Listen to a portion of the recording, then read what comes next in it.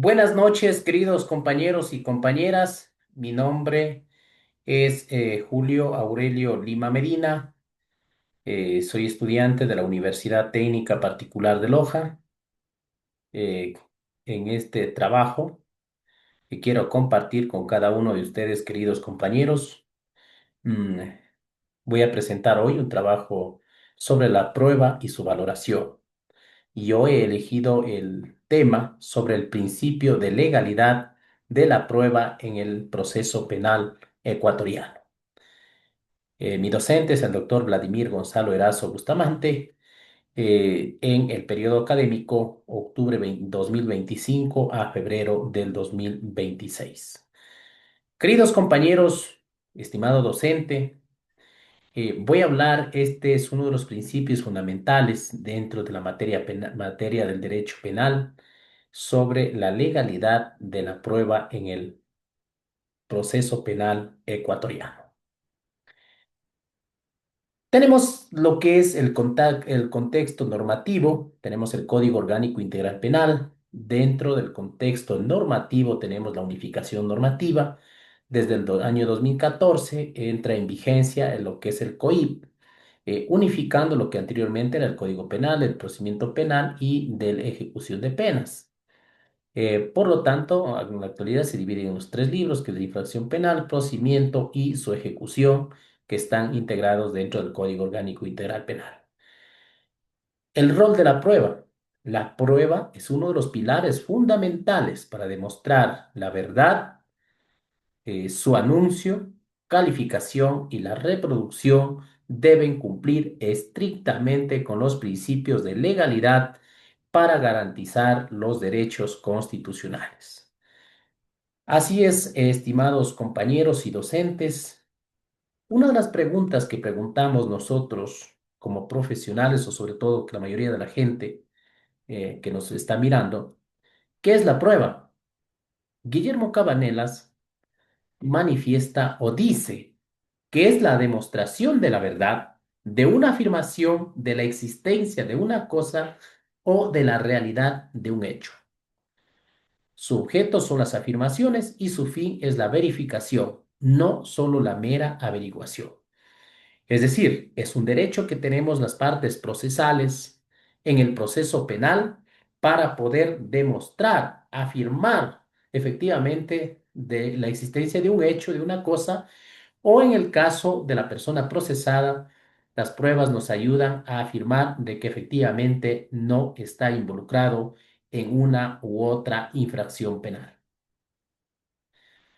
Continuando con esto, tenemos en nuestro país los medios de prueba. Los medios de prueba están establecidos dentro del Código Orgánico Integral Penal. Tenemos tres medios de prueba, que son la prueba documental, testimonial y la prueba pericial. Las documentales son todos los documentos, también los soportes transcritos de audio o video, los digitales en que las partes usan para afirmar sus pretensiones. Y la prueba testimonial son lo que llamamos nosotros los testimonios o las versiones, tanto de la persona procesada, de la víctima y de los terceros que presenciaron los hechos. Esto se rinde en el momento procesal cuando la fiscalía lo realiza en el proceso investigativo y también ya como prueba en el juicio oral.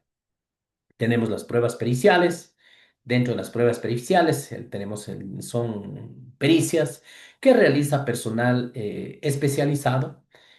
Son pruebas técnicas, científicas, que un profesional en un determinado rama lo realiza previo a un estudio, un análisis científico y posteriormente lo defiende su afirmación ante el señor juez en la audiencia correspondiente.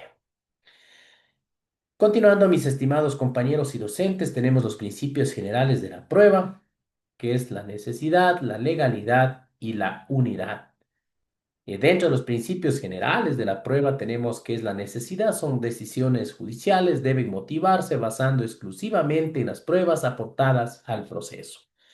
Es decir, otro de los principios que tiene que tenemos dentro del proceso penal es que las pruebas deben ser motivadas y para existir la motivación correspondiente debe ser verificadas y debe ser comprobadas a través de las pruebas. Tenemos el principio de legalidad que dice que la prueba debe ser conducente, pertinente y útil. Solo se aceptan pruebas obtenidas conforme a la ley y la Constitución, es decir, anunciar en el momento procesal oportuno, practicarlas y reproducir en la audiencia. Los principios generales también hablamos sobre la unidad de las pruebas, donde todas las pruebas, documentos, testimonios periciales forman una unidad que el juez valora en su conjunto. Continuando con esto, tenemos en lo que es la normativa constitucional, nuestra Constitución de la República del Ecuador del año 2008. Es una constitución garantista de derechos, por lo tanto, pues dentro del artículo 76, numeral 4, establece lo siguiente, que las pruebas obtenidas o actuadas con violación a la Constitución o la ley no tendrán validez alguna y carecerán de eficacia probatoria. Es un mandato constitucional, por lo tanto, las partes procesales tenemos que cumplir con este principio constitucional. Los principios de la prueba, tenemos también lo que establece el Código Orgánico Integral Penal, el principio de oportunidad se anuncia en la etapa preparatoria y luego se practica en el juicio oral o en la audiencia. Tenemos el principio de contradicción que tienen las partes procesales de contradecir las pruebas, de conocer de manera oportuna y refutar las pruebas presentadas en su contra. Tenemos el principio de pertinencia que habla sobre la relación directa o indirecta con los hechos, eh, sobre todo con los hechos con que cada una de las partes procesales lo está sosteniendo. También tenemos el principio de mediación, es la presencia, el principio de mediación, hablamos que es de manera obligatoria donde el juzgador y las partes procesales deben estar presentes para la práctica de las pruebas. Tenemos el principio de libertad probatoria, solo se puede probar todo hecho pertinente respetando em, tanto la Constitución, los derechos humanos y los acuerdos y convenios internacionales. Tenemos la exclusión de la prueba, estimados compañeros. La exclusión habla, toda prueba carecerá de ineficacia probatoria, eh, todas las pruebas obtenidas violando tanto la Constitución y la ley y que han sido presentadas ante el juez. La parte jurisprudencial, estimados compañeros, tenemos la sentencia de la Corte Constitucional.